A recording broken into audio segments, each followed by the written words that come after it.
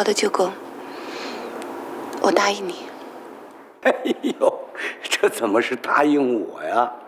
婚姻大事，你答应的应该是子涵呐。现在在这儿，太好了，太好了！我今天真是太高兴了，了却了我心中的一件大事儿啊！我现在就去把我在这儿的朋友都约上，挑个吉日，好好跟你们办一场婚礼。哎。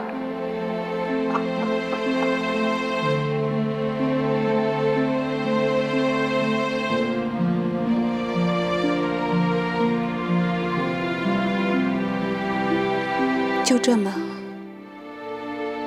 把自己给嫁了。小妹，秋公是怎么了？怎么这么高兴？我刚才给他讲了个笑话。讲个笑话，就能让他乐得在街上边走边唱戏？我刚才买回来了鲜鱼，还有冬笋，我去做。我去做。林子涵，这么久了，我一直想问你个事儿。什么事儿啊？还这么久了？这么长时间，你一直追着我，为什么呀？那是啊，从新加坡看到你的第一眼，我就喜欢上了你。这么多年，一直到今天，我都一直在想，也许我会用一生的时间来追求你，可是到了最后，我可能什么都没得到。其实，追求你的本身，也是一种爱的享受。从这点上来说，你就是自私了。自私？因为你追着我，照顾我，使我不得不关注你，经常会考虑到你的感情。不，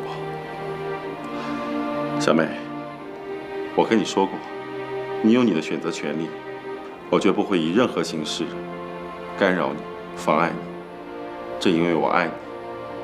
那假如我最终没有选择你呢？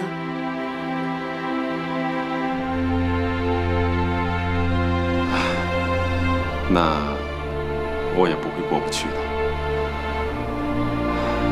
只有你幸福了，我才会幸福。我完成了我精神上的爱的长途旅行，我会知足的。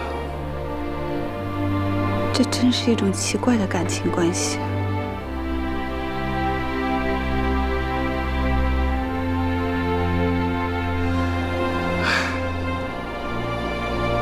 我也这么觉得。如果真是这样，你倒是挺无私的。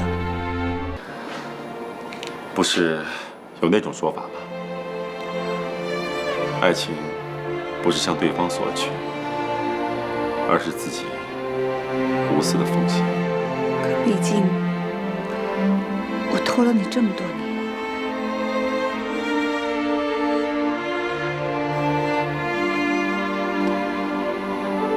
天荒地老，万物有寿，但只有爱情，没有年龄。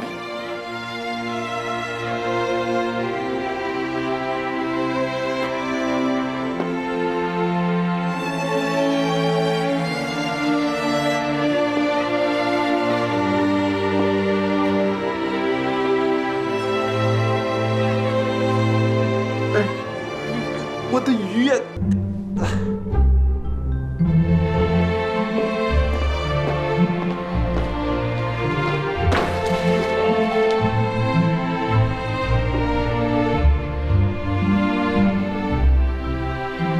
你不是说詹静要参加咱们的婚礼吗？怎么不来了呢？他今天啊，正好被报社派出去采访，要明天才能赶回来。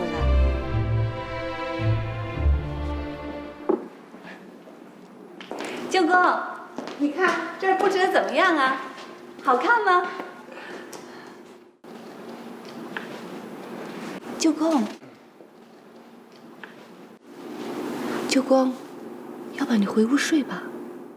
舅公，舅公，舅公，你怎么了？舅公怎么了？舅公，你怎么了？他怎么没气了？舅公，舅公，你醒醒啊！舅公，你睁开眼睛看看呐！我的班好了，你看看我，你不用再操心了，舅公。Hello, 911. 舅公，你怎么回事啊？你醒醒，都办好了。Yes. 都办好了。My address 睁开 is. 眼睛看看。舅公，你睁开眼睛看看了。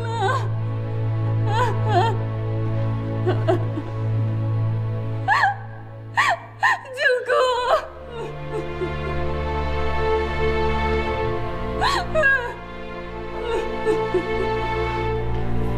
舅公啊，你睁开眼睛看看，我们都办好了。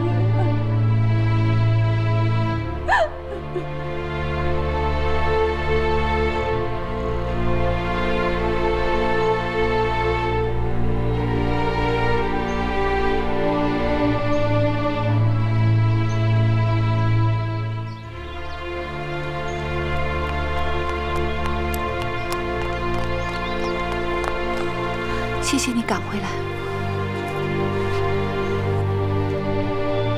亲爱的，对不起，我来晚了，非常遗憾。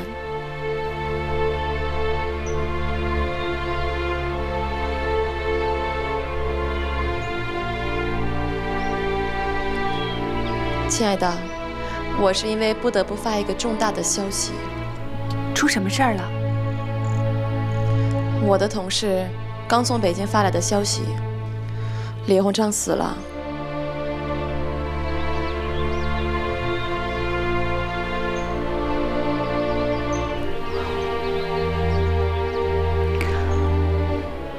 他办了半辈子的洋务，开创了中国最多的第一，可是却丧权辱国，也签下了最多的耻辱条约，将在后世留下永远的败名啊！他在世与不在世，都挡不住清王朝的灭亡了。也不一定，历史有的时候会出人意料。据我了解各国的态度，列强为了在华利益，还是希望光绪皇帝能恢复权力。慈禧太后已经老了，即使她自然死去，光绪皇帝是当然的最高权力的继承者。那要看光绪皇帝的身体能不能熬过慈禧太后了。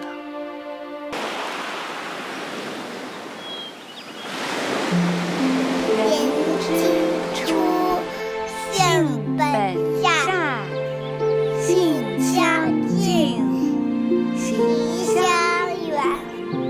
苟夫教，性乃迁。小妹，啊，乖乖在这儿玩啊，别乱跑。乖乖。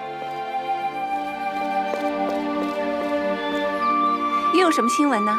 清政府决定把北京西郊的一座皇家园林叫清华园的腾出来，留给留学生教学之用。从这座清华园里会走出一批精英人才的。妈妈，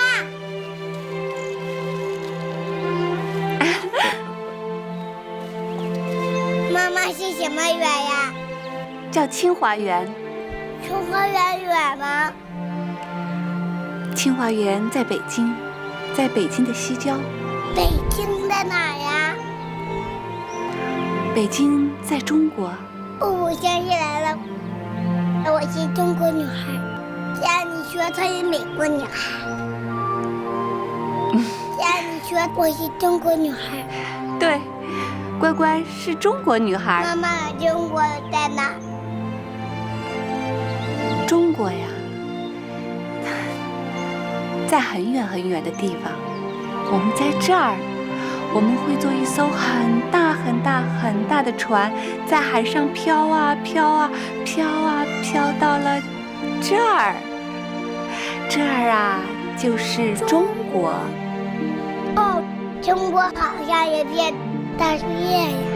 对了。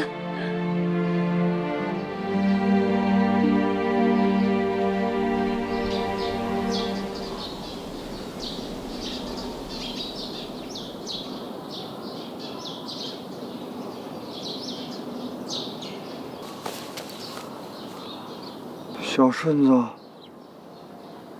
你捡什么呢？回皇上，我在捡石子呢。捡石子儿干啥呀？您看，拿来给我玩玩。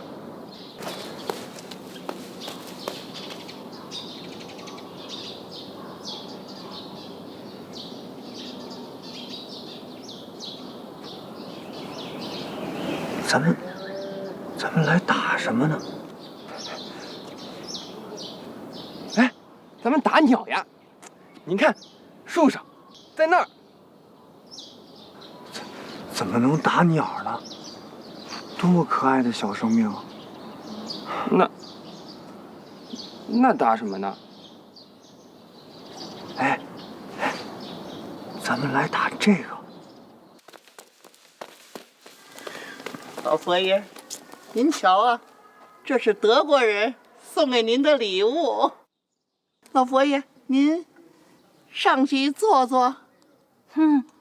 我上去也新鲜新鲜。新鲜，您慢点的。哎，您可慢点，老佛爷。哎。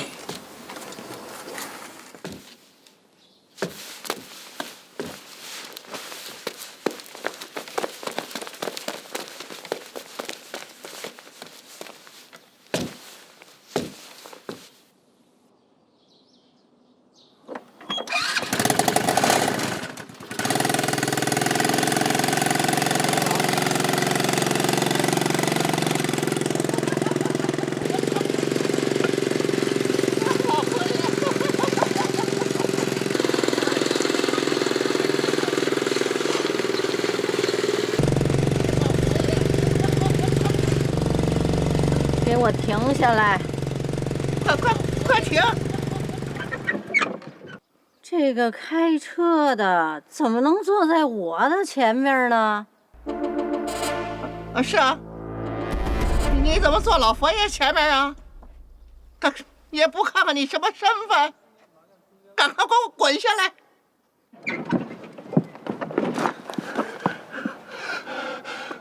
奴才不是有意的，是因为汽车这东西，它就是在前面开的呀。是啊，是在前面开，可你也不能在主子前面坐着，不是？那你跪着。跪着？你在前面跪着开。啊？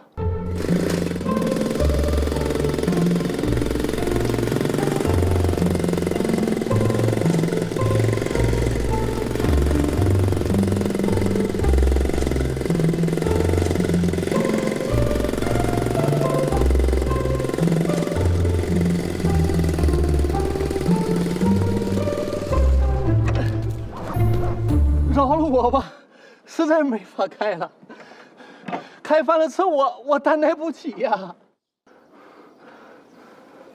那你下来啊，下来！哎。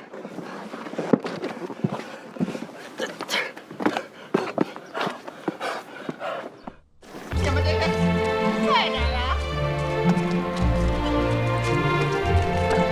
下来，四奴才快点儿！老佛爷，开心吧？快点儿，四奴才！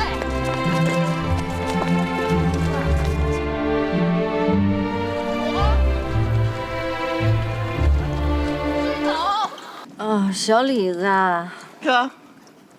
这皇上在干什么呢？皇上在玩呢。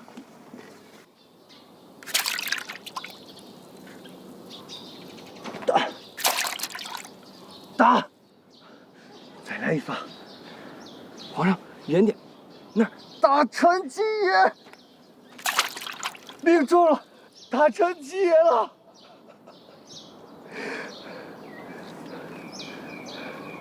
皇上，吉爷已不用打了，早晨了。哦，是吗？您2年前就跟奴才讲过，说日本和俄国开战，把俄国的海军全消灭了。可日本的吉野号军舰，却被日本自己的军舰给撞沉了。对，是有这么回事儿。最后还是被撞沉的呀。这就是他该着的命，只不过呀，是早和晚的事儿罢了。是呀，要不是当年邓世昌大人的致远号中弹爆炸，甲午年间吉野就该被撞沉了。是呀，日本正是得到了中国赔偿的银子，才扩建成强大的海军，最后把俄国海军都打败，其势力独霸了咱们的东北3省。俄国人打死也不敢相信，他们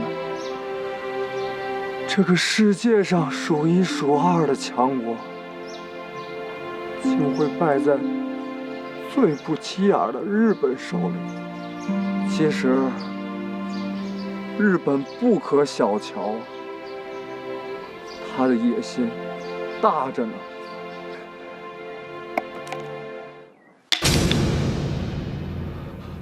谁敢教皇上玩这种下贱的东西？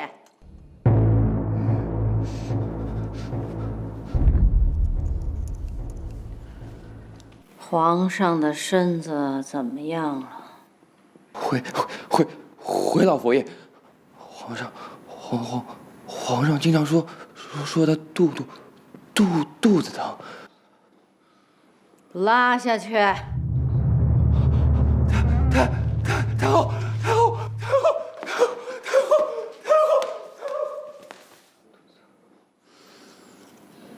皇上既然身子骨不舒服，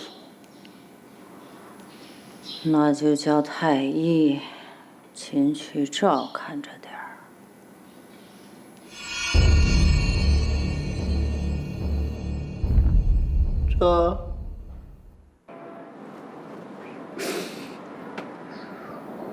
这阵子总是肚子疼，有时疼的一晚上睡不着。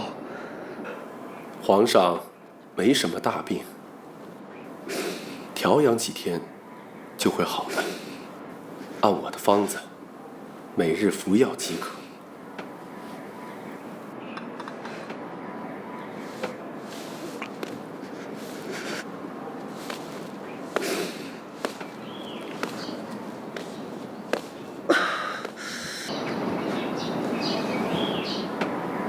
皇上该吃药了。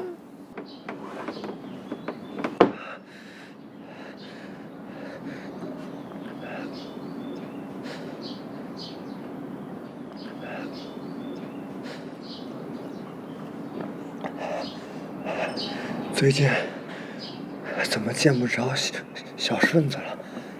回皇上，小顺子死了。什么？死了？3天前，在湖里发现他的尸首。怎么会？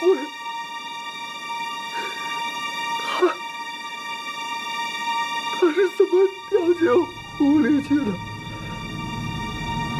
回皇上，奴才不知。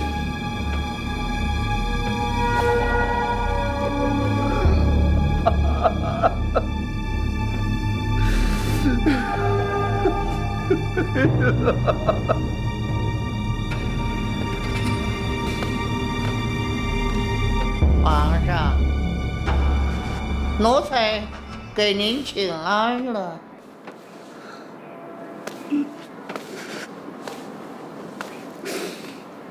皇上，太后老佛爷今儿个又问起了您的病情，让奴才给您送来一碗酸奶子。放在那儿吧，朕现在什么也不想吃。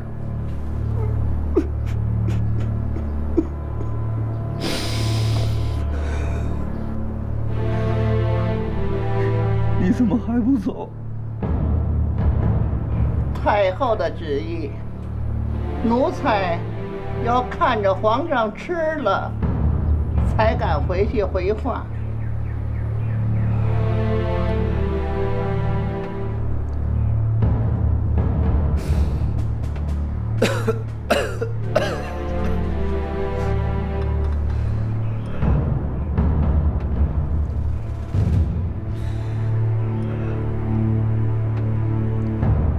皇上，吃了吧，吃了就会全都好了。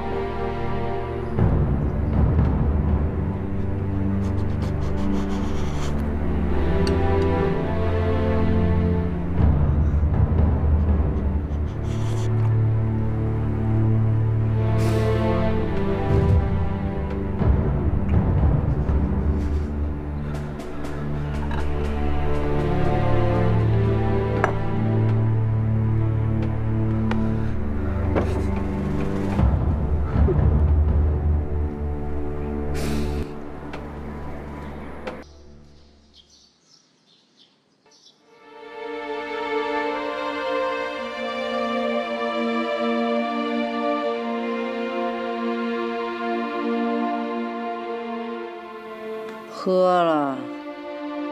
回老佛爷话，奴才亲眼看着皇上喝的。看过病了？回老佛爷已看过了，每日照旧，按方服药。皇上的身子骨，你可要用心照看，用药不能太急。成的药是慢药，要数天后方可见效。那我就放心了。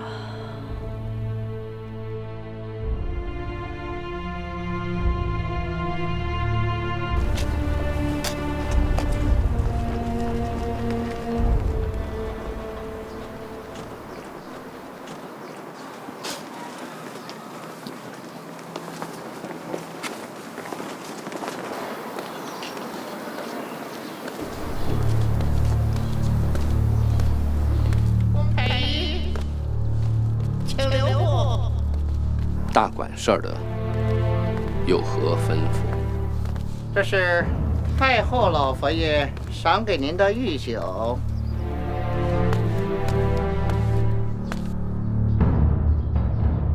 太后老佛爷说了，天凉了，赏你一碗御酒，让你暖暖身子，省着他老人家老惦念着。你敢抗旨吗？臣不敢。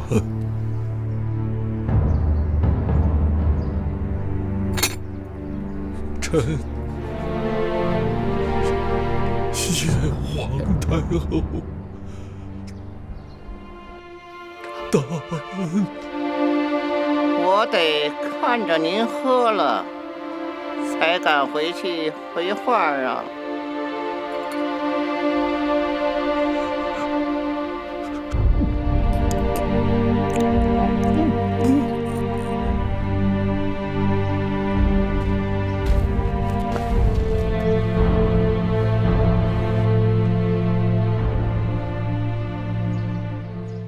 把我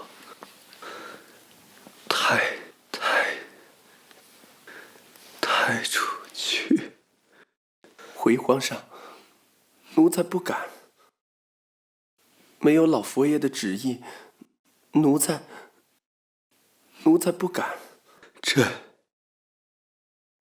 一生都按他的旨意活着，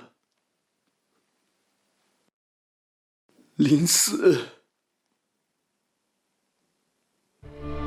不再停了。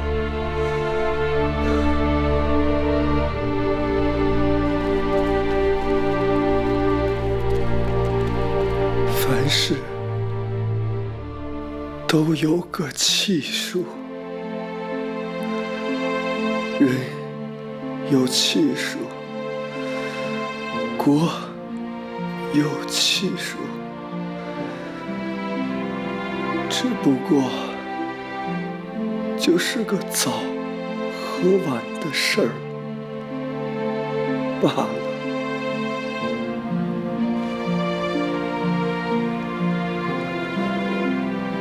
珍妃，朕找你来了。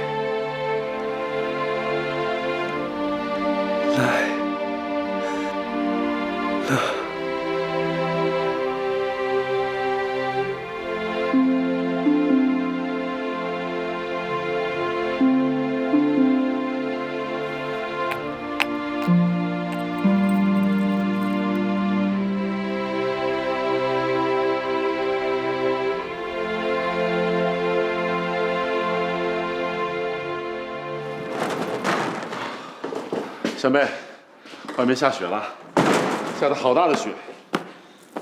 哎，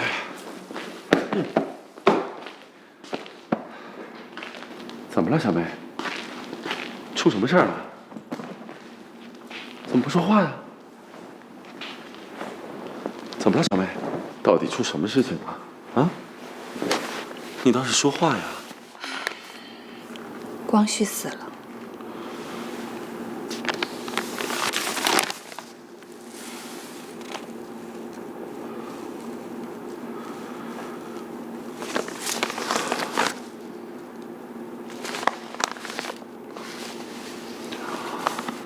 不论怎么说，他都是个可悲的殉葬者，更是一个可悲的男人。记得我当初见到他的时候，印象真的不错。他很好学，也有大抱负，为人还很谦和，一丁点皇上的架子都没有。而且他这一生中，只爱珍妃一个人，这在中国上千的皇帝中是非常难得的人品。哎呀，只可惜，他的一生中，头上一直压着慈禧太后的阴影。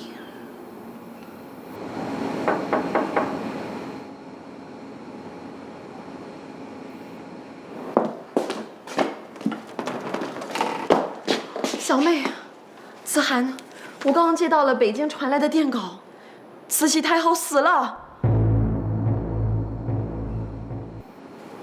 就差一天。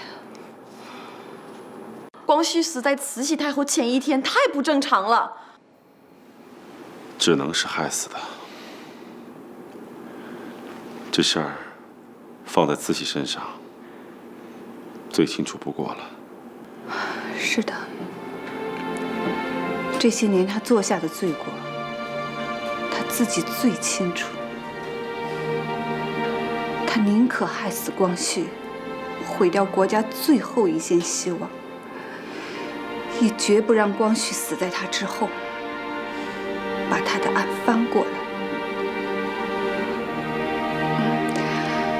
真正是做到了为一人之私，宁可天下人受难。怒发冲冠凭栏处，潇潇雨歇。抬望眼，仰天长啸，壮怀激烈。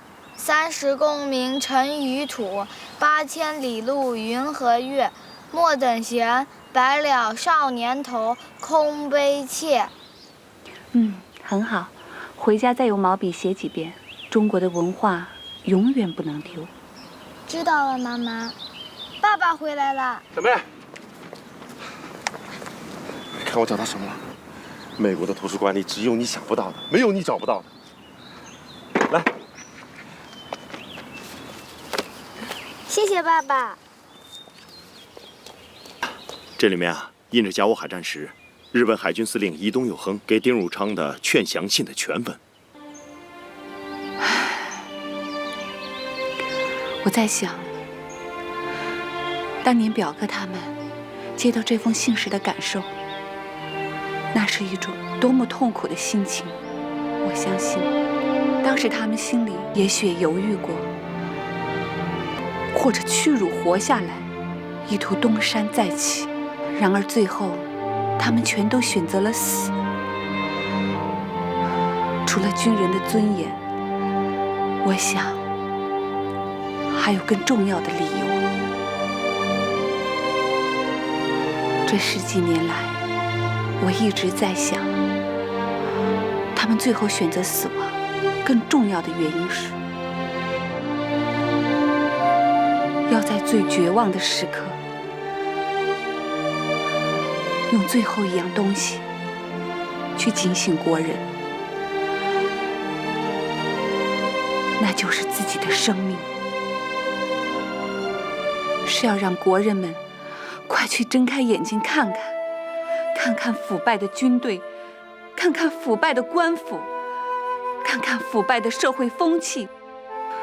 只有国人们都睁开眼睛看清了这一切，中国才有新生的希望。不知道你注意到没有，甲午战争时，北洋海军的舰长中，除了林永生是在海战中当场阵亡外，几乎全都是自杀的。林履忠、黄建勋都是军舰被击沉后选择投海自尽而死。丁汝昌、林泰曾、刘步蟾、杨用林全都是自杀的，包括邓世昌，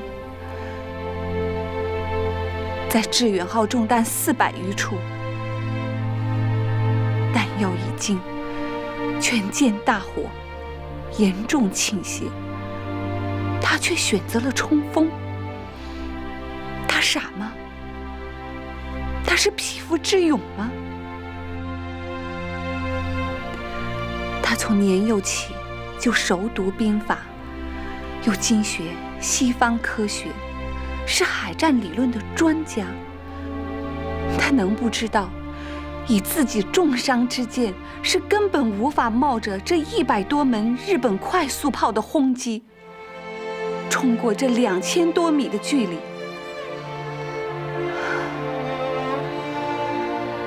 撞上吉野的几率彻底是0。那么，他为什么要发动冲锋呢？因为他知道，在日本文化中，最鄙视的是懦夫，最崇敬的是勇士。如今中国的现状，正是让日本放胆来吞并中国。他是要用这种自杀式的冲锋来告诉日本，别以为中国没有英雄。致远号沉没后，本来有几次获救的机会，他却都拒绝了。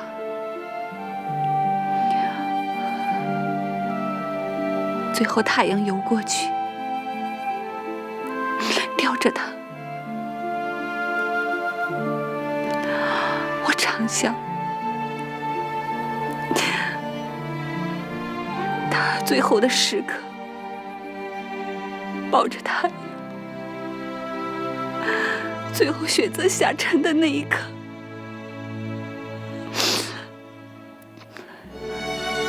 他想的是什么？我相信，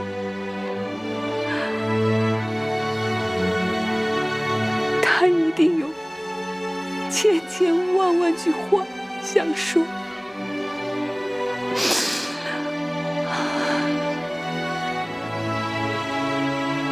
但是最后，他选择的是那一句，就是那句传世名言。要让日本人知道，中国有不怕死的海军。邓大哥实在是中华千古英雄，民族伟丈夫。回想当年，我只是远远见过，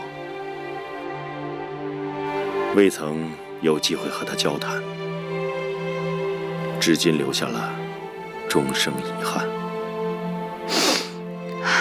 那次在新加坡，我们送水果上致远号的时候，你本来可以一起上去的，你自己不上去吗？那个时候，我怎么好意思呢？他那时可是你心目中的偶像。的确，我暗恋过邓大哥，那是一种很纯很纯的，每个女孩子都会有的初恋的感觉。明明知道不可能，却又情不自禁的会陷进去，哪怕远离千山万水，为的仅仅是满足自己的一种精神上的需要。现在想起来，也没有什么可后悔的。他是一个真正的男子汉。邓大哥他们用生命，却没有换来国人应有的觉醒。中国1000多年的皇权朝廷，为什么始终摆脱不了贪污腐败？如今的大清，又是一次轮回，上至朝廷大臣，下至州府衙役，大到皇亲国戚，小到乡县芝麻官，已是无官不贪。最可怕的是，把这种唯利是图、贪财轻义、及时行乐的风气传染给了全社会，形成一种堕落的奢靡文化，正气丧失，邪气横行，致使民心混乱。中国的病太重了，病根太深了。我们这一代人能做的，就是实实在在干点救国的事情出来。哦，你？我们这一代人能做的，就是实实在在干点救国的事情出来。哦，你？要怎么干呢？只是胡乱想想罢了。这封信还是能够让商会的侨领们看一看，受受启发。但是图书馆只能借阅，不能带走啊。哎，那咱们把它抄下来。对呀，好主意，走。乖乖，我和爸爸去趟图书馆，一会儿就回来。你在这儿看书等我们啊。好的，没问题。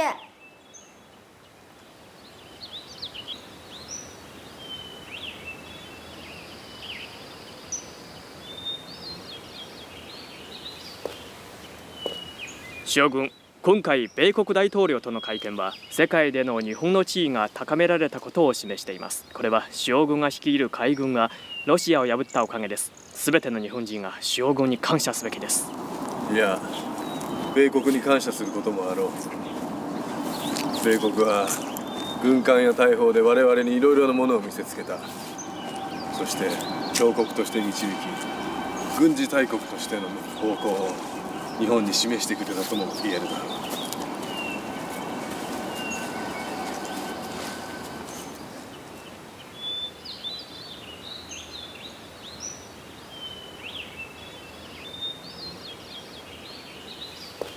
日本の子かな？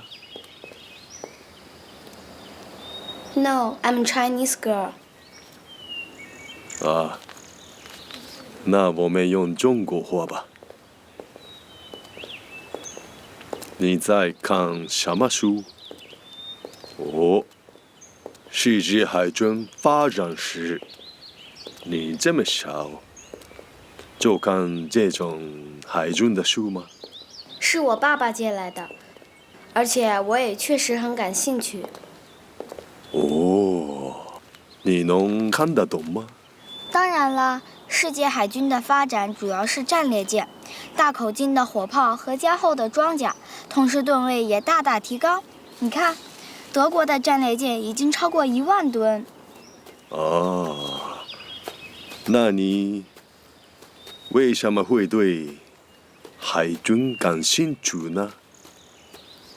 因为我们中国有18000公里的海岸，是一个海洋大国，必须有强大的海军才能守卫它。哦，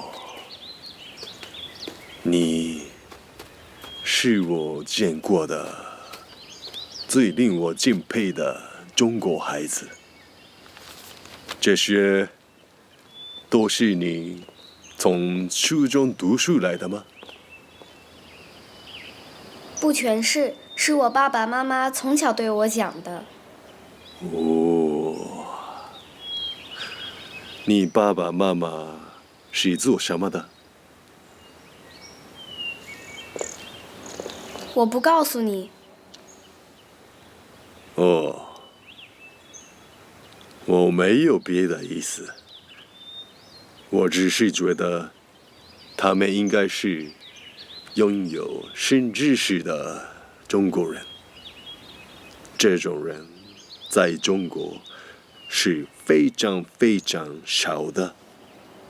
是的，我的爸爸妈妈是最好的爸爸妈妈。可以给我看看吗？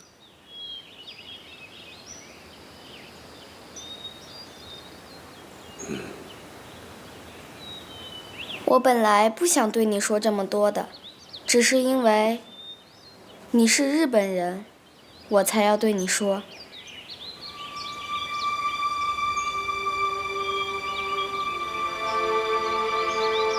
你要说什么？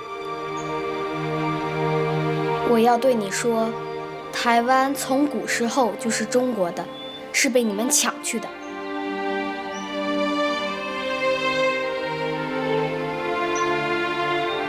将軍。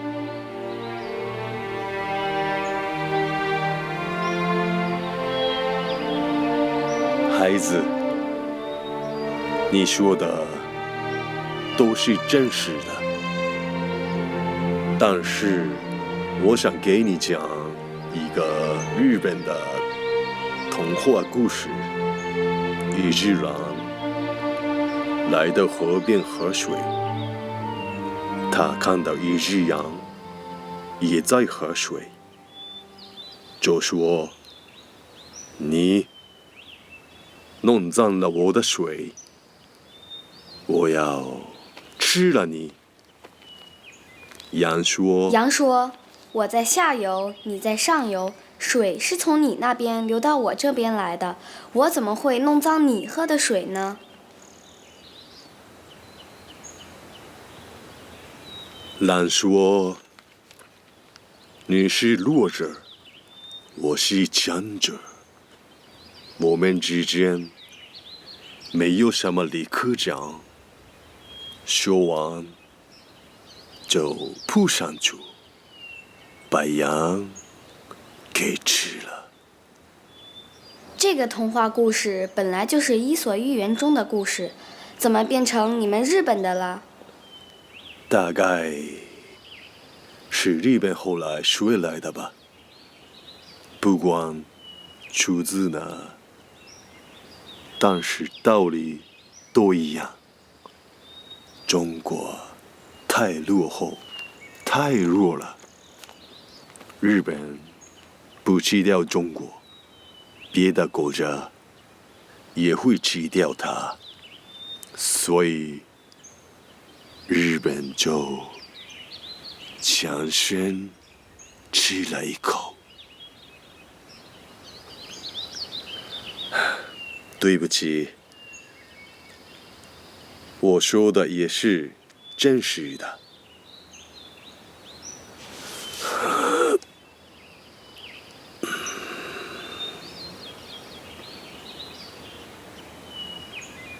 不错，您说的都是真实的，不过有一点说错了。哦，是哪点？中国不是一只羊，而是狮子。只不过他现在睡着了。这是拿破仑说过的话，您应该听说过。不错，听说过。你的回答很精彩。我在想，有一天，狮子醒过来以后，狼会是什么样的？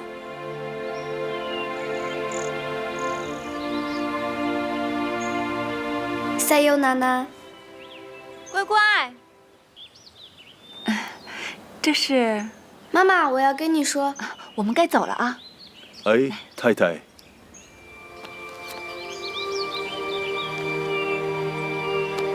太太，你是小妹吗？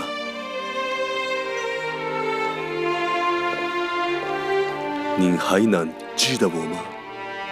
当年在英国皇家海军学院和刘步成、方伯谦他们在一起照相。那天你正好陪当时张先生一起来的。记得，永生不会磨灭的记忆。东乡平八郎先生，因为我一直保留着那张合影，所以一眼就能认出你来。人生真是奇特，屈指一算，已经25年了呀！真想不到会在这里再见面。我也保存着那张照片，因为那上面有我的亲人。我还记得那天，正好是你表哥刘部长的生日。是的，你还送给他了一件礼物。对，一个航海指南针，不知道他后来是否还留着。一直到他生命的最后一刻，他都保留着。我很感动。当年在英国一起学习的情景，就像昨天的事一样。那个时候，你和表哥他们是同学，是朋友。可是到了后来，我们是敌人。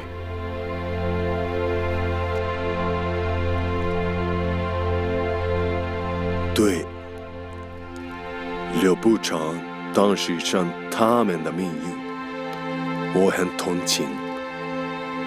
作为上了一番军人，我对勇敢的对手深深的敬佩。这是海军军人的敬意。我不太懂军人的事儿，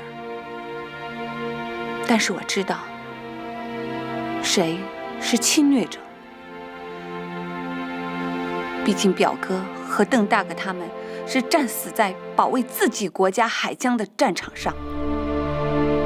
海军的战场没有疆界，无法说清楚侵略与被侵略，最终是看谁控制了海洋。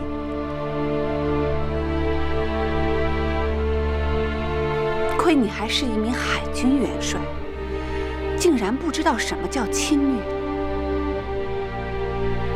那我告诉你，领土、主权、人民，这就是国家的基本含义。侵犯别国的领土，侵犯别国的主权，屠杀别国的人民，这就叫侵略。请问，中国什么时候入侵过日本的领土，屠杀过日本的百姓？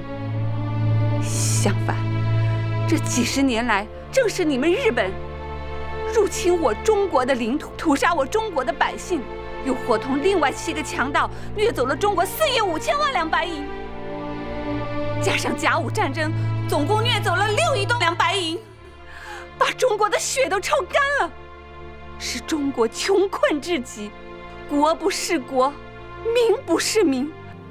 看到中国的这样悲惨，很想帮助中国，因为我们是邻居。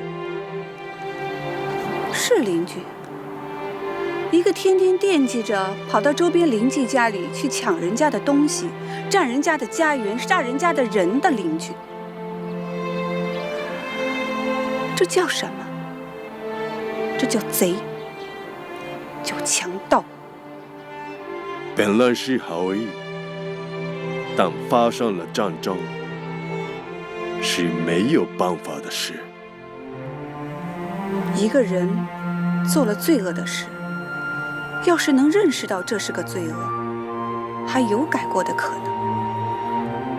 可是，如果连罪行都不肯承认，那就没得救了。早晚还会再犯下罪恶。这叫什么？叫无赖。如果这个邻居比其他的邻居更强壮，更有知识的技术，更有进取精神，那他就当然要征服其他邻居，成为统领，并享受所获得的一切利益。弱肉强食，世界的历史就是这样走过来的。那是动物们的法则。人类的本质就是动物。的确，中国现在还很贫穷落后，官员很腐败，民众很愚昧，在强盗面前受了太多太多的屈辱，丢失了太多的国土，至今也没有找到一条出路。但是，那是我们的家，一个很美很美的家，那里有壮丽的山河，善良的百姓，辉煌的历史，尤其是有区别于动物和野兽的几千年的灿烂的文明。那儿有美酒，所有来的客人都是朋友。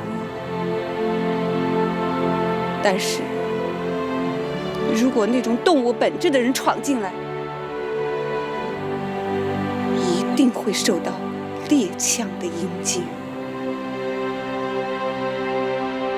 将軍閣下会見の時間になりました。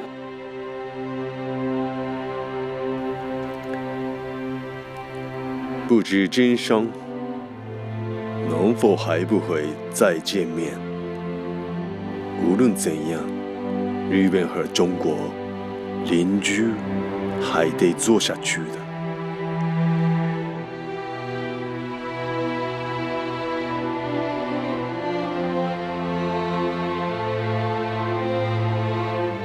对了，我想对您说，你有一个非常优秀的女儿，即可是个女孩。如果是男孩，将来可能又是一个当市长。是男是女不重要，重要的是传下去的那口气。只要中国的海还在，就还会有更多的邓世昌。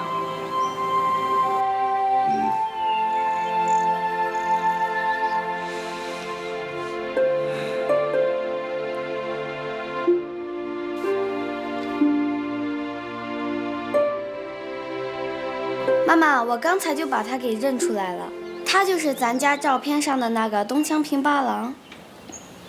是的，如今的日本海军大将。他率领日本海军消灭了俄国的太平洋舰队和波罗的海舰队。刚才您回答他的话可真解气。光用话解气没有任何用处，得像他们那样学习先进的东西，中国才有前途。知道了。大人，各地革命党风起。前2年，在北京，革命党炸死朝廷大员；又有浙江女侠秋瑾起事，随后安徽革命党进行行刺。国家危亡，有志之士必会揭竿而起。如今的中国，已如漫野干柴，一丁点火星就能燃起燎原烈火。自从叶大人去世之后，您就是海军中最高级别的元老了。再加上朝廷又把南洋水师归给您统一指挥，正是您大展宏图的好时机啊。对了，大人，有一件事我一直不明。您这么多年来教诲我们说，海军的天职是护卫海防，维护国家主权。您为何从来不提起为朝廷平定内乱效力呢？因为中国海军的炮口永远不能对着中国人。如果朝廷下令平定内乱呢？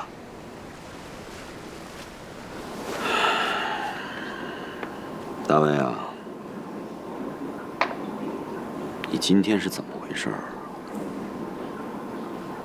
为什么总跟我提革命党的事儿呢？哦，没什么。您不是常教诲我们说，天下兴亡，匹夫有责吗？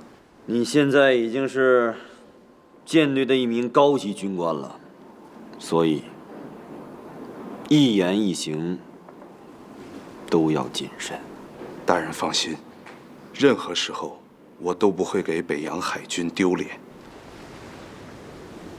过些天，我要随新任的海军大臣载洵出国一趟，争取再订购一批新军舰回来。海军大臣才20来岁吧，他懂什么海军？皇家贵族子弟嘛。你看人家英国、德国、美国、法国的海军首脑，那都是经历了几十年海军生涯的专家精英。咱们大清的海军呢，请交给一个精通吃喝嫖赌的公子哥。我这一趟要从欧洲到俄国，再到美国。您放心，咱们海军里有知识的青年人多，他们都有报国的志向，不是那种祸害百姓的兵痞。有知识的青年人最容易接受新思想，也更关注国家命运，也是革命党滋生的最好土壤。但是有您当这个海军总司令，谁都会服从您的指令。我们这支舰队上飘着的黄龙旗，是当年我亲自把它升上去。在这面龙旗下，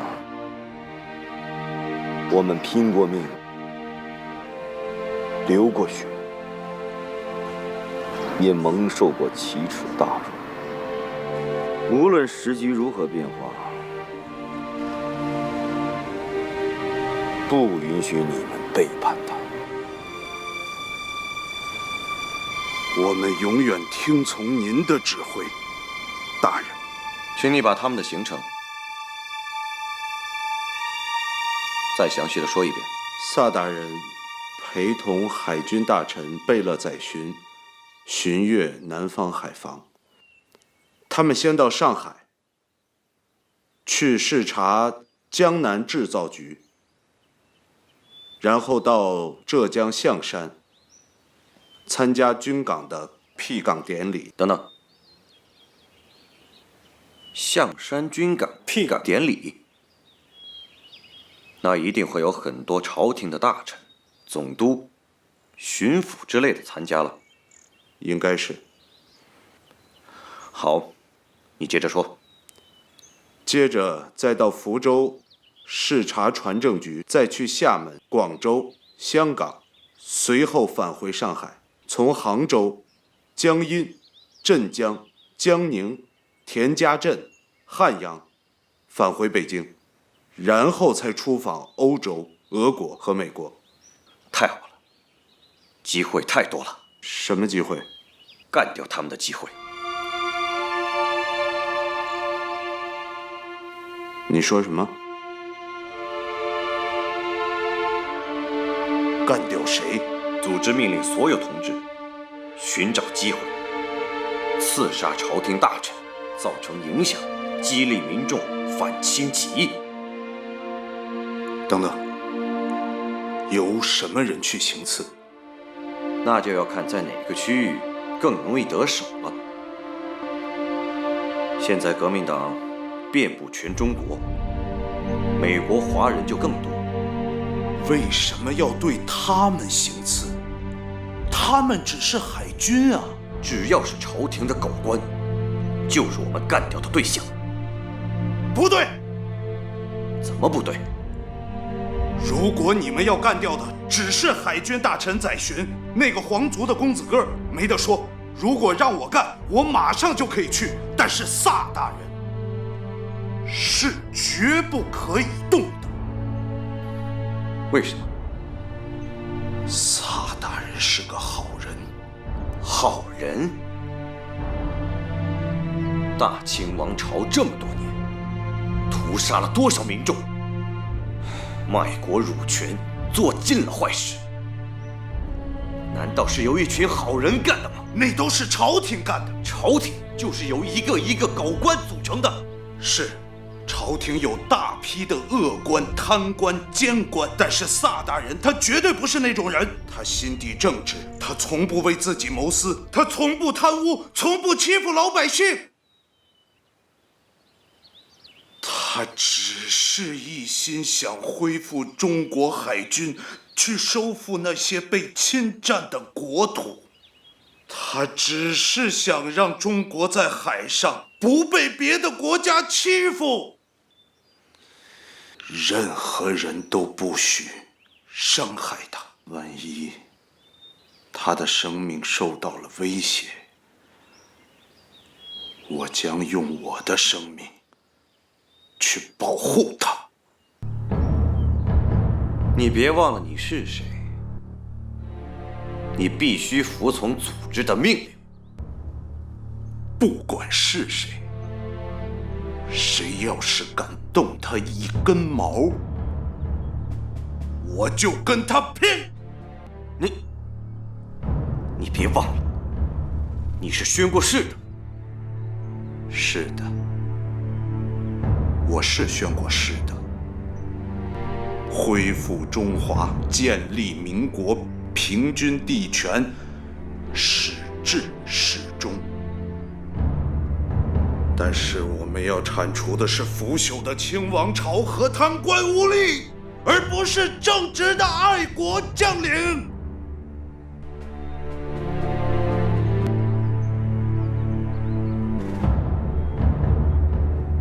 好吧，你说的话也很有道理。萨总司令的经历和为人，我们也了解不少。我们会考虑你的话，如果真的要采取行动，我们会尽量避免伤害到不该伤害的人。大人，您一定要陪贝勒去吗？当然，我是海军总司令，朝廷的海军大臣去考察，我能不陪同吗？再说，这是我近距离的说服他和朝廷购买新军舰的一个绝好机会。你说那个贝勒公子哥不够聪明，我看是件好事儿。正好我能鼓励他，哄着他，煽乎着他，才有可能把新军舰买下来。那您就自己去？你也想去？啊，是，我很想陪您一块儿去。你的心思我理解，但是这次朝廷批下来的经费有限，名额又被那个贝勒爷公子哥的随从、仆人什么的几乎都占满了。不，大人，您误会我的意思了。我不是想跟您出国，您不是先要陪同去南方巡视海防吗？我想跟随您同去。为何？我可以照料您的生活，而且海军衙门我也认识不少人，我也勤快，我能张罗不少事儿。小东西，你认识的人还能比我认识的多喽？再说了，生活上我从来都是一个人，一个箱子走遍天下，从来不用任何人伺候。更重要的是，你必须留下，协助管好舰队，这是军令。军令不也是您下的吗？大卫，你平时不这样啊？今天你是怎么了？我担心您的安全。你这话什么意思？您上次不是说有几位朝廷大臣都被刺了吗？你的意思是革命党？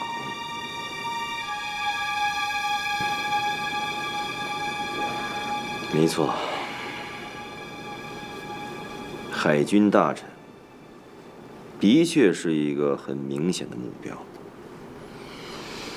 不过，你跟着去又能怎么样？我会随时随地的保护您的安全。你保护我？无论是功夫还是经验，你能比得上我？放心吧，我不是那个提笼架鸟的纨绔子弟。那您也要让每一个地方加强防范。你是不是听到什么风声了？您上次不是说，新军中激进的青年很多吗？人总有一死。我这条命本来就是从甲午海战中捡回来的，之所以活到今天，就是为了实现丁俊明、刘步蟾邓世昌他们的意愿，重建海军，收复台湾。如果我为了这个目标去死，就没有遗憾。不过我希望我能死在收复国土的海战中，而不是中国人自己的手里。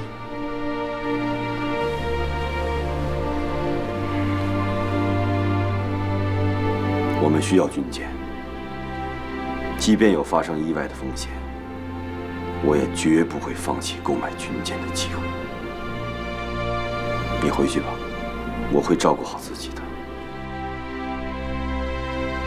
大人，您多保重。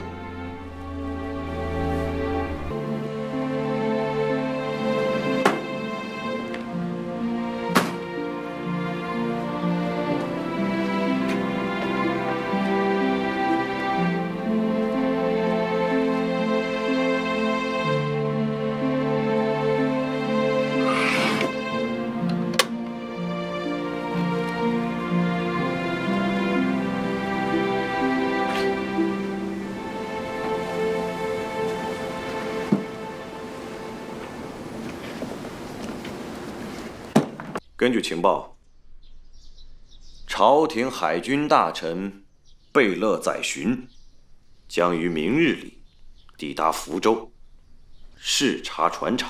上次在象山的辟港典礼上，因为清兵的防范太过严密，我们没能得手。这次是我们最后一次机会，因为再往后，贝勒将会在萨镇兵的陪同下，乘上军舰，视察长江江防。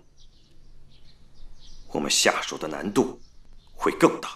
现在，组织命令我们要不惜一切代价，在福州刺杀贝勒。具体的计划，大家请看。贝勒到达后，首先会入住总督府，按接待程序。当天下午，总督大人一定会设宴招待。按设宴招待皇族的规矩，肯定是在望海楼。这样，贝勒就会从总督府出来，经过这里，十字街头，到达望海楼。这是我们唯一的机会。望海楼肯定是他们防范的重点，而十字街头地形复杂，人也杂，清兵清场时肯定会有漏洞，而我们就得钻这个漏洞，混入人群，等待贝勒的车到达时下手。用什么方法刺杀？刀太明显，不易接近，用手枪也不易打中。一旦1、2枪没有打中，卫兵追上来护住他，我们就没有机会了。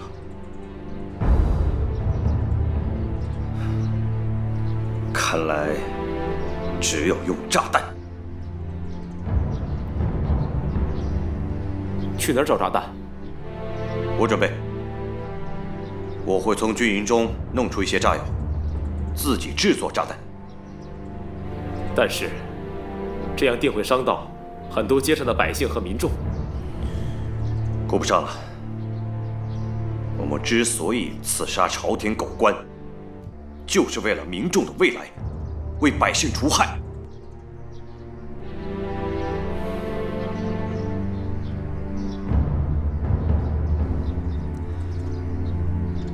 好了，我们现在分头准备。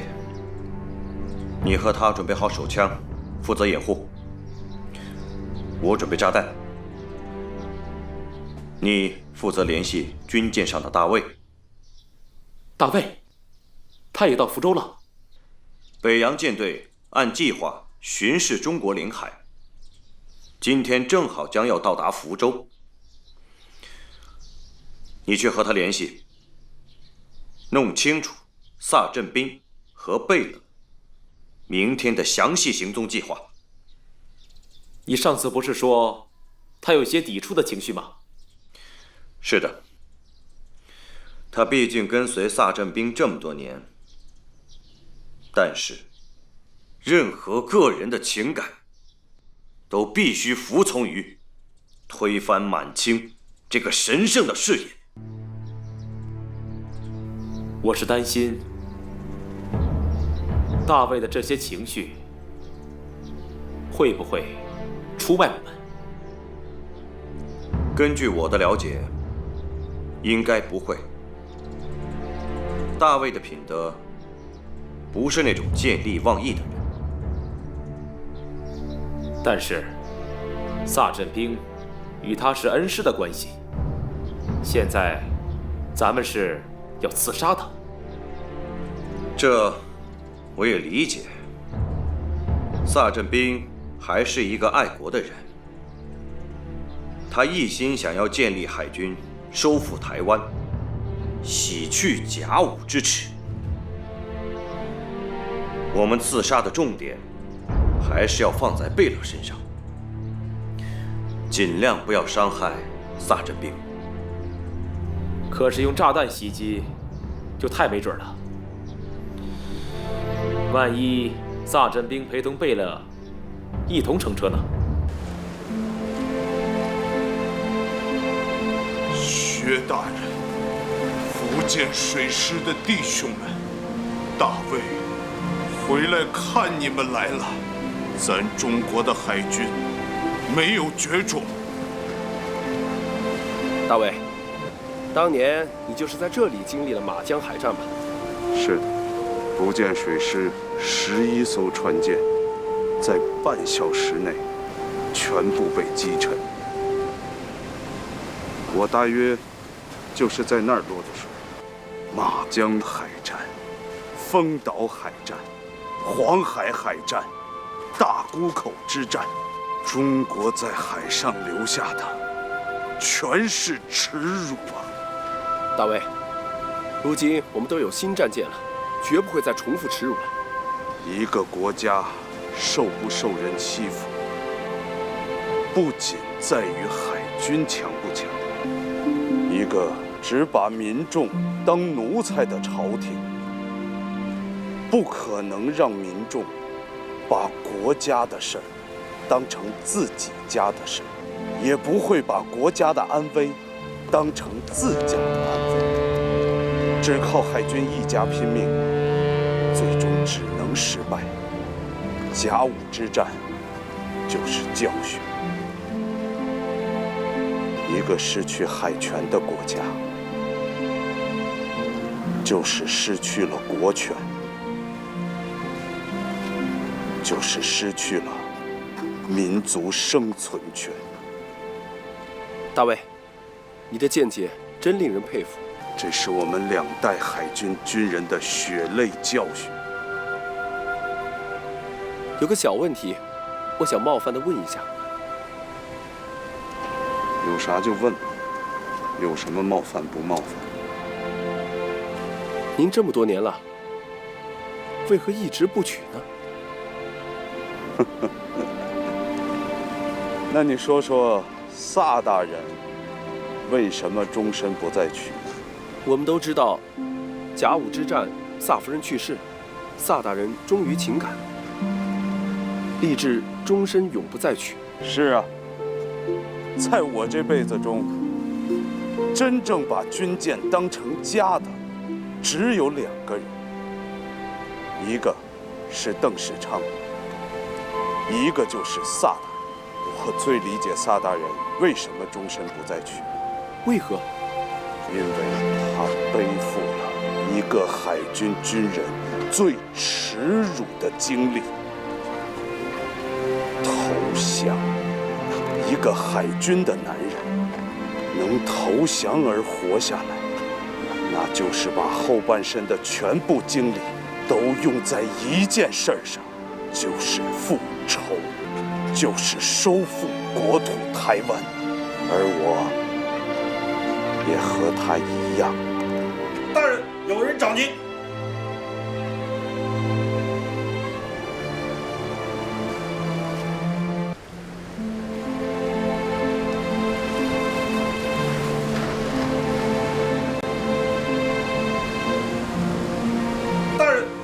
将军。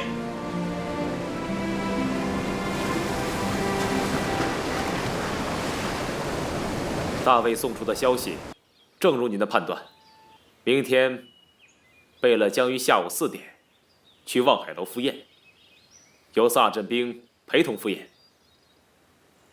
你把我们的计划告诉他了吗？讲了。您不是说他可以信任吗？他什么反应？刚开始，他犹豫了一下，然后表示服从组织的纪律。大卫说：“如果谁要伤害萨总司令，他会用生命去保护他。”难道他会阻挡我们的行动？不知道。最后，他只说了一句：“说什么？”他说：“他绝不会背叛自己的誓言。”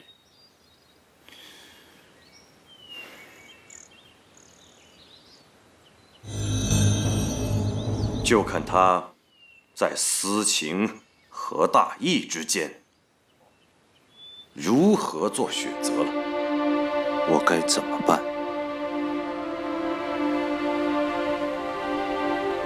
去报告萨大人？不，这等于是出卖组织。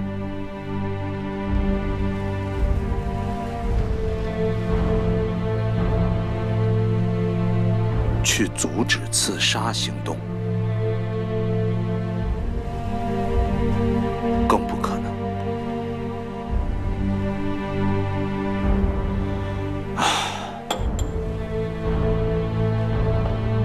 用个什么办法拖住萨大人，让他不去参加宴会？总督府，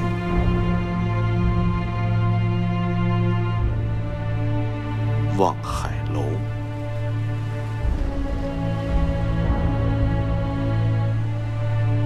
十字街头，在什么办法都没有的时候，就按你第一个想到的方法去做。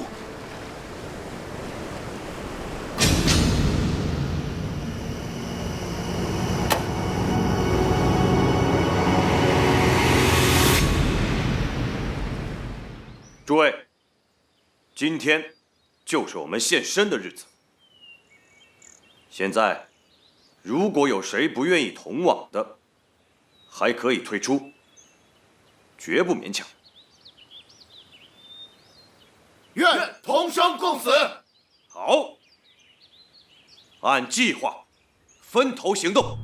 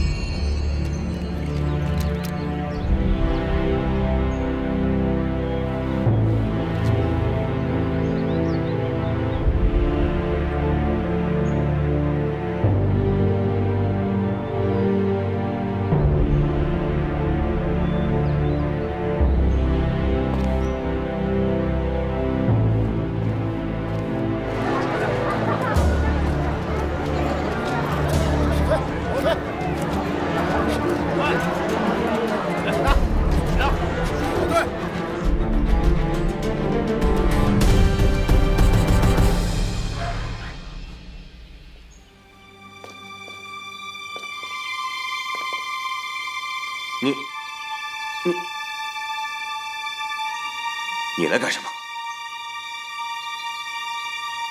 找你。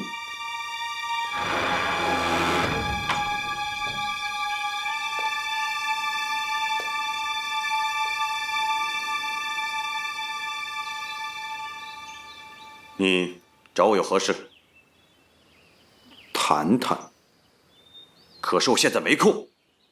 正因为你没空，才得抓紧谈谈。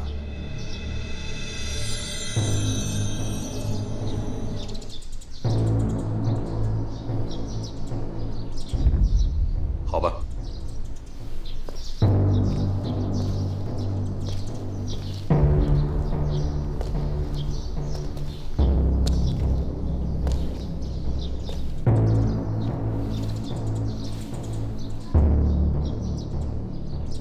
坐吧。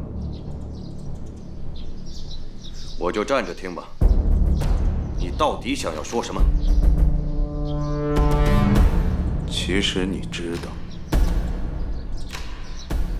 知道什么？你们的计划我知道，我的心思你也知道。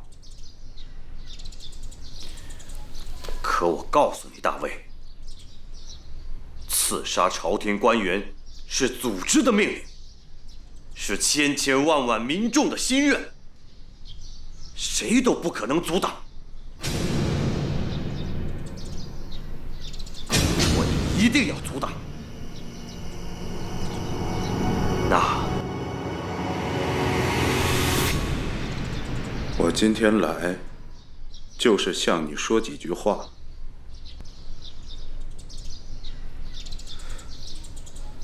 你说吧。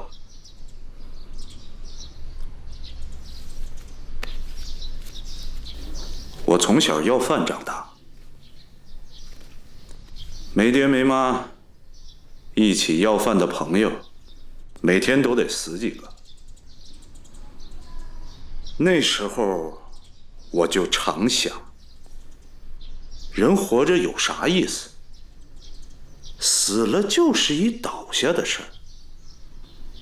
那时候我一点都不怕死，说不好哪一天和身边那些要饭的朋友一样，倒在路边，第二天被板车拉到乱坟岗，被野狗一啃，干干净净的就没了。自从我跟了邓世昌大人，后来又跟了萨振兵大人，经历了几回生死的血战，到今天我发现，我倒越来越不想死了，因为我有了活着的目的，那就是复仇。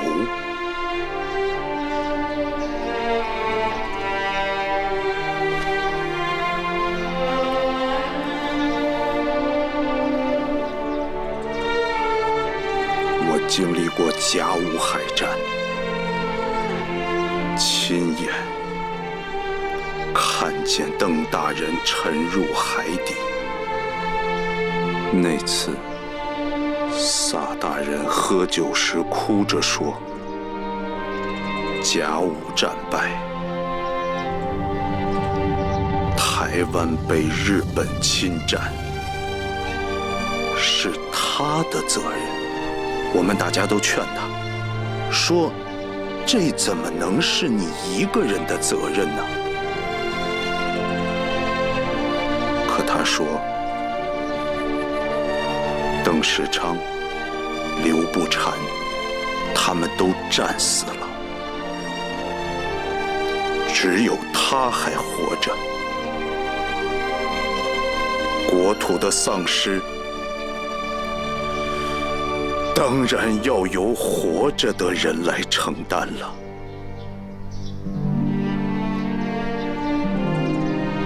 从那时，我明白了，我们这些在甲午战争中幸存下来的人，躲都躲不掉的一个责任，就是收复台湾。我们活着的目的就是这一个。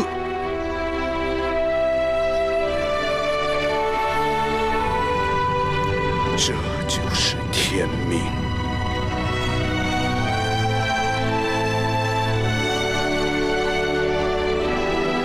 可我们中国海军全被打光了，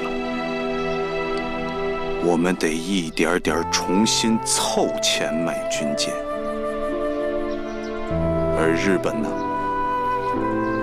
他们利用中国赔偿的2亿3000万两白银，建起了世界一流的强大舰队。他们一直在抓紧时间寻找机会，再次对中国发起大规模战争，直到灭亡中国。是的，所以我们要尽快推翻清王朝，建立共和，抢在日本侵略之前，使中国强大起来。可是中国海军没有军舰，一旦日本发动战争，中国海上将没有丝毫抵抗能力。现在只有萨大人在抓紧重建海军呐。上次我已说过了，我们会尽可能的不伤害萨总司令。但是，如果刺杀了贝勒，一样会使中国海军的复兴计划垮掉。因为朝廷中没有人重视海军。贝勒虽然是皇族的公子哥，什么也不懂，但是正因为是这样，萨大人可以利用他皇族的身份拉来经费。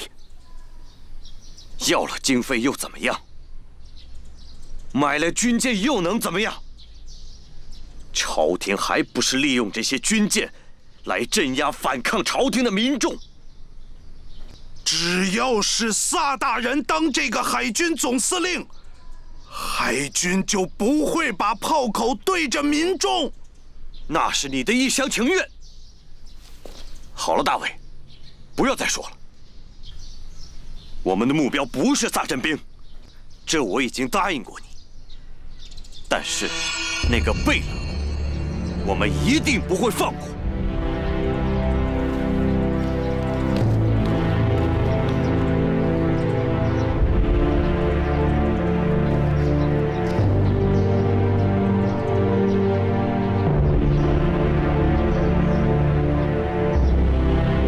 让开！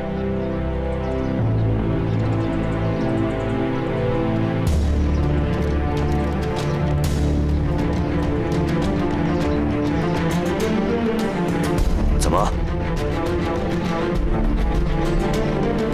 你不要逼我！我绝不会逼你。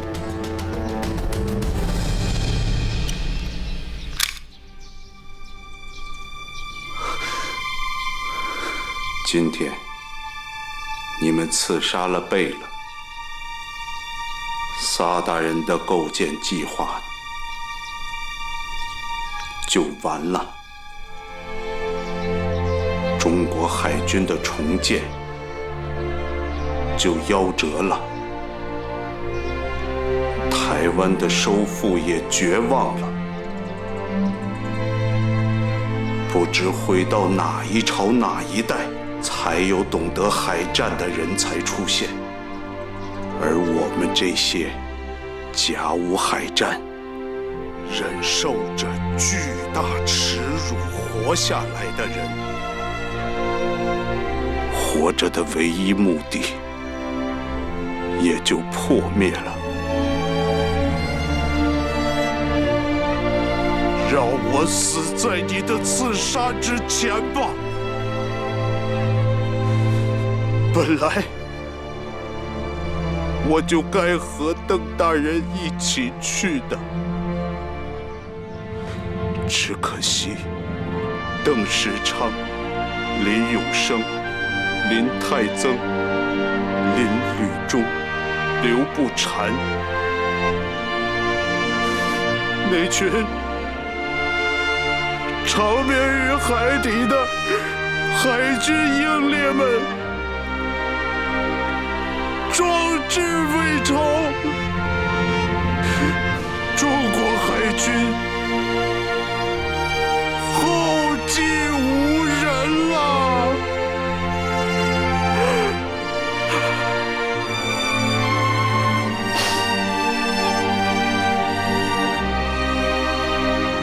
将来日本灭亡中国那一天，一定还是从海上打过来的。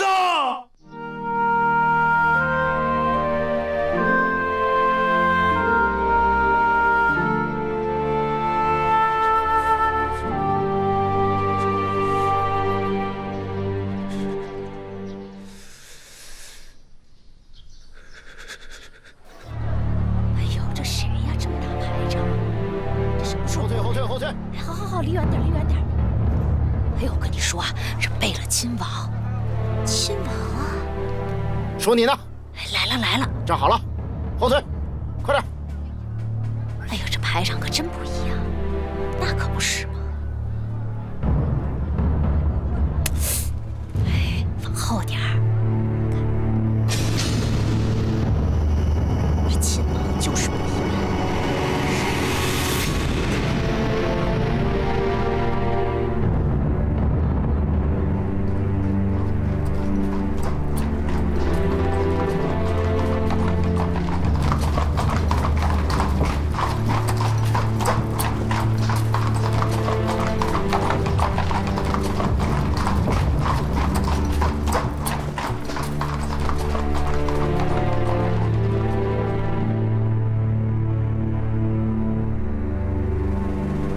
为什么？为了海军。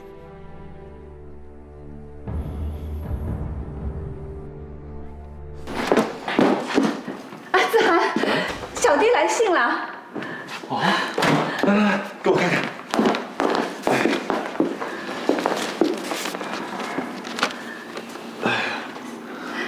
于将不久赴美国考察海军，并购置新舰，届时有幸重逢。太好了，他要来美国了。他要来了。哎，小梅啊，可是现在小弟的身份已经很特殊了，他是海军的总司令。你说他会不会有架子？不会不会，小弟不会。他这个人呐，我最了解了，朴实，极朴实，心里什么都清楚，但是该做的做，不该做的绝对不做。好啊，到时候我要做顿好饭，好好招待他。我是常坐海船的人，我知道，这下船的第一件事情就得吃顿中餐。对。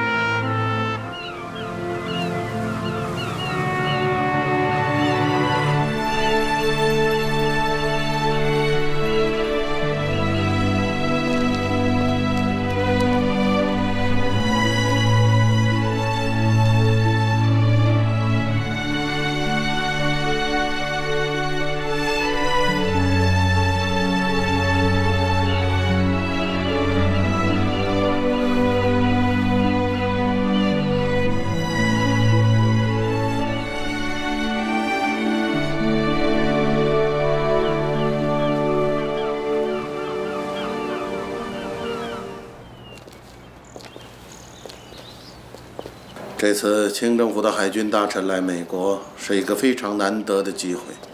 我们知道你与萨镇兵有过交往，有没有可能您能邀请他们出来参加一次宴会什么的？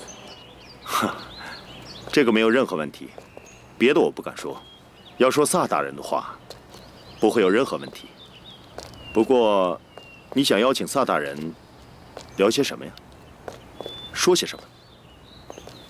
是的，倒是可以谈谈，但是这种人恐怕也不会谈出什么效果，反而会误了大家的事啊。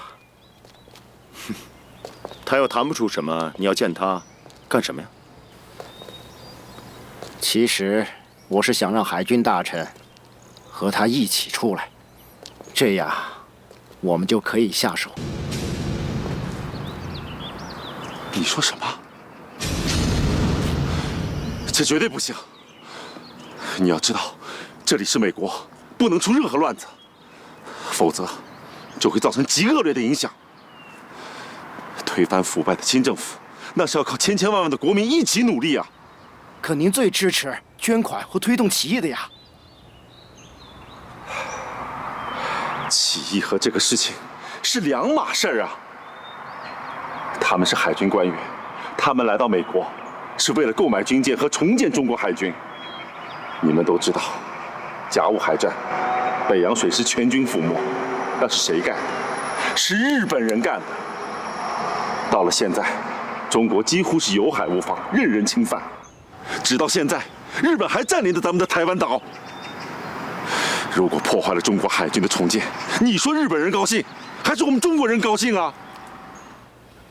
您说的也有道理，我们会回去商量一下。但我们还是会服从组织的命令。如果有需要，我们还是会请您帮助的。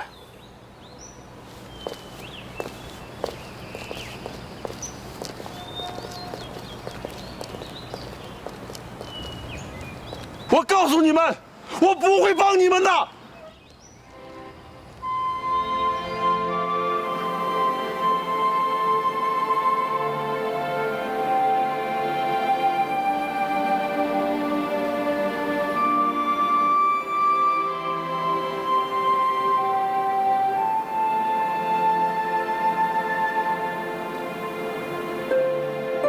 甲午一别多年，姐姐，你还是那个样子，没变。怎么会呢？岁月无情，孩子都那么大了，最起码你不再是当年那个无忧无虑的小姑娘了。我萨镇兵什么时候说过假话？来，坐。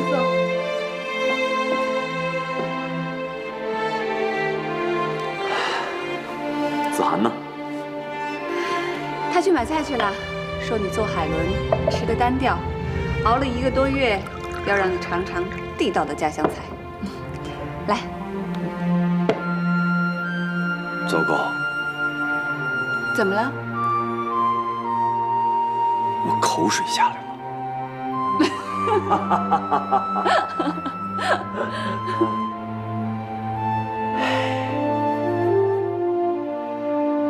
知道你们成了家，有了孩子，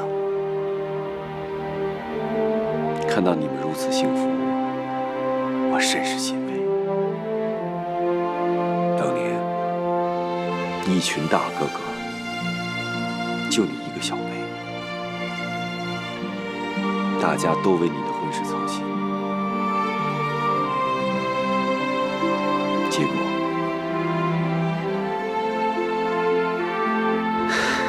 结果只有我这个小弟看到了你的今天。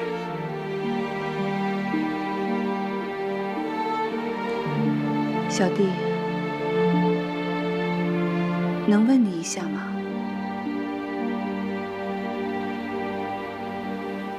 夫人去世有15年了吧？一直没有再娶。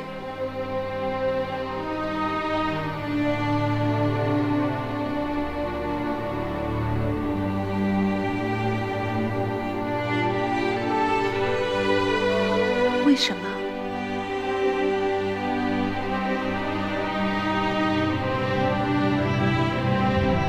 这个世界上，倘若再有一个像她一样的好女人，我才会再娶。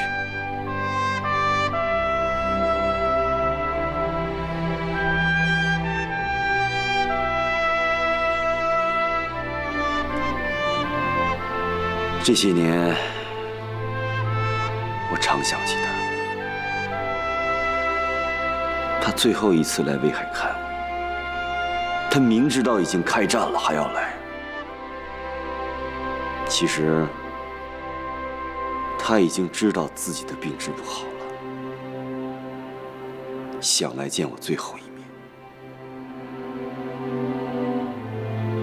从福州到威海，千里迢迢，可我竟拒他于船下，连一句话都没听上一句。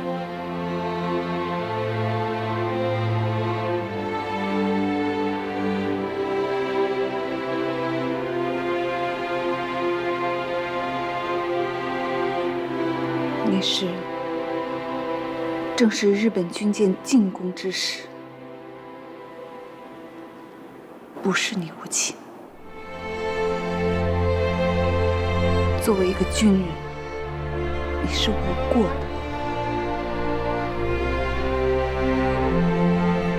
他是对我的夫人，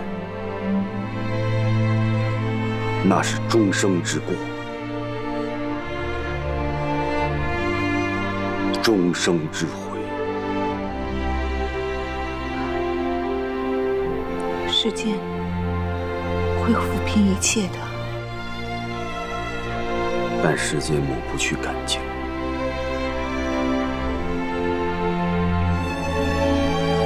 你作为一个大国的海军总司令，为爱妻终生不娶，这在朝廷的高官中绝无仅有，令天下人感动。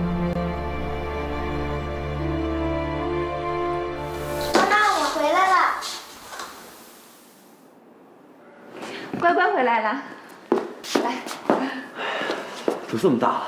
是啊，来，妈妈给介绍一下，这位是萨振兵叔叔。哎，你第一次见我，怎么就认识我呀？您是第一次见我，而我可是从小每天都见您呢。萨叔叔好。乖乖好。来，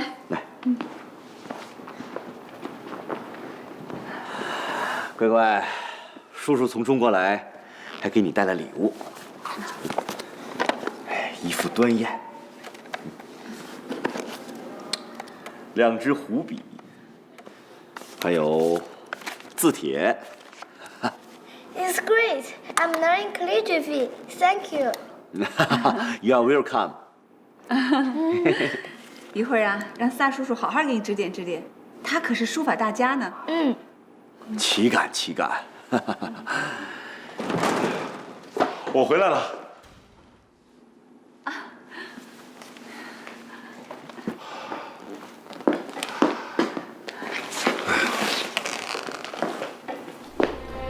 萨大人，这么多年不见，我真的心里头好多好多话，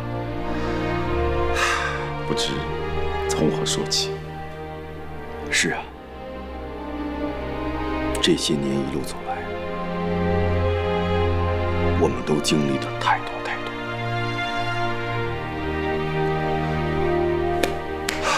来，坐下说。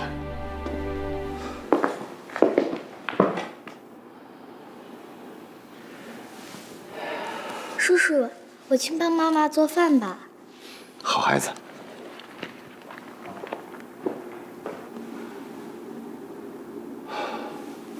萨大人，怎么自己一个人来？连个护卫都不带吗？我都是一个人，从来不带护卫。可是，你现在的身份特殊啊。啥身份？我穿上这身军装，人家叫我司令；脱下这身衣服，走在大街上，人家就叫我大爷。老百姓一个。哈哈哈哈哈哈！来吧，咱们共同举杯。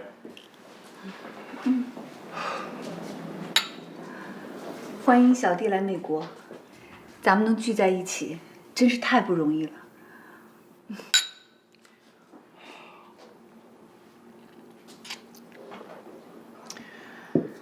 这些年风风雨雨，我时常惦念着地球另一面的你们。今天我终于见到了你们，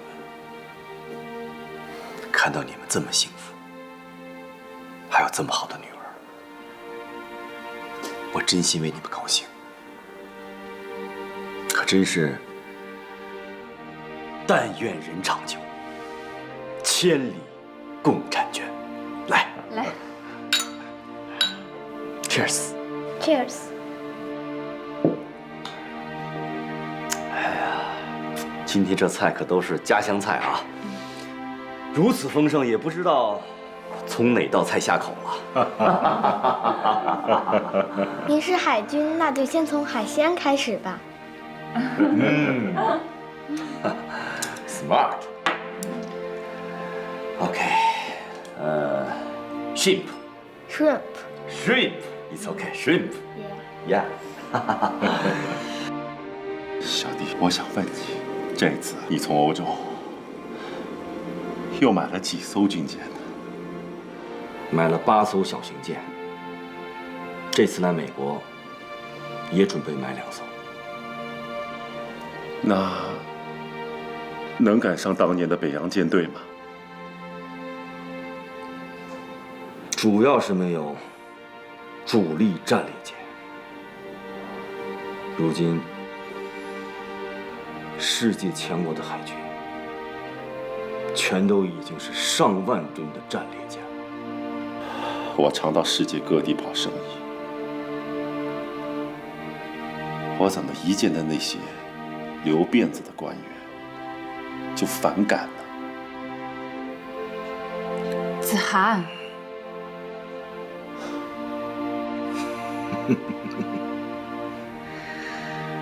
不瞒2位，我也同样反感。子涵，你喝多了。小弟难得来，我得让他听听我心里的话。海外华侨都盼着祖国好，可是为什么那么多的华侨去支持，甚至加入革命党呢？因为他们明白，中国必须推翻清王朝，必须建立共和国。国家的主人必须由人民来当，而不是贪官来当。不改变这些，中国永远没有希望。革命党人在国内一次一次的起义，主要靠的是大批华侨的捐款。我实话告诉你，里面也有我和小妹的捐款。我还亲眼看到一个捡垃圾的老华侨，把积攒下来的几百块钱全都捐了出来。我们是希望自己的祖国走上一条新生之路，能够富强起来，我们中国人的后代不再受人欺负。你买军舰是为了大清，我们捐款甚至是流血牺牲，是为了推翻大清。你估计一下，我们谁会得到最后的胜利？自古得民心者得天下，民众支持谁，谁就是最后的胜利者。太对了，太精彩的回答了，小弟，我非常敬重你，因为你是我们民族的英雄，你亲手向日本军舰开过炮，而且打中了他们。虽然战败了，但是没有趴下，直到现在还在辛辛苦苦的买军舰，为的是下一次日本再次侵略中国的时候，再次向他们开炮，对吧？我知道你的心吧。小弟，还会有下次吗？你指的是日本？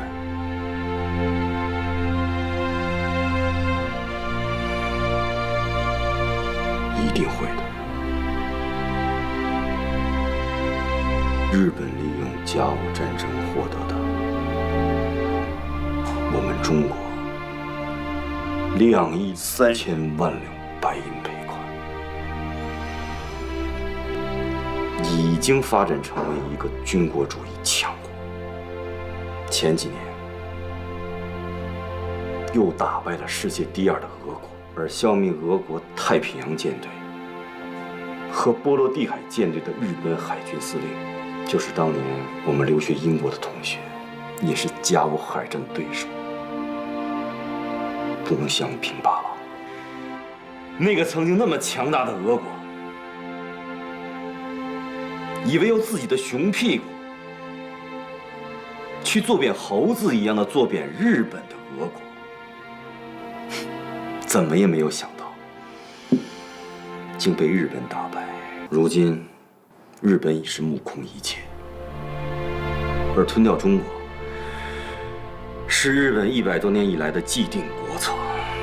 面对着病弱的中国，日本一定会抓住时机，再次发动对中国的大规模进攻。所以我们要抓紧海军吗？什么都得抓紧。我明白你心里的意思。靠着目前这个朝廷，根本无法抵抗下一次日本大规模入侵的。一个不能够保证自己的领土不受侵犯，一个不能够保证自己的民族不被灭亡的朝廷，只有推翻它。你说我是民族英雄，我不配。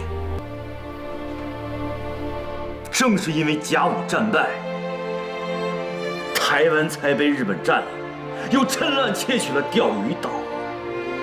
日本这个强盗加小偷，我身为甲午败将，我永远不能原谅自己。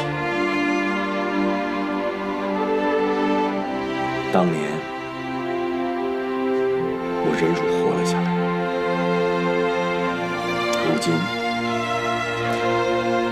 我仍然忍受着种种屈辱，就是为了这口气，就是为了中国再有一支海军。台湾和钓鱼岛不收复，我死不瞑目。就是我们的子孙后代，就是我们的子孙后代也会死不瞑目。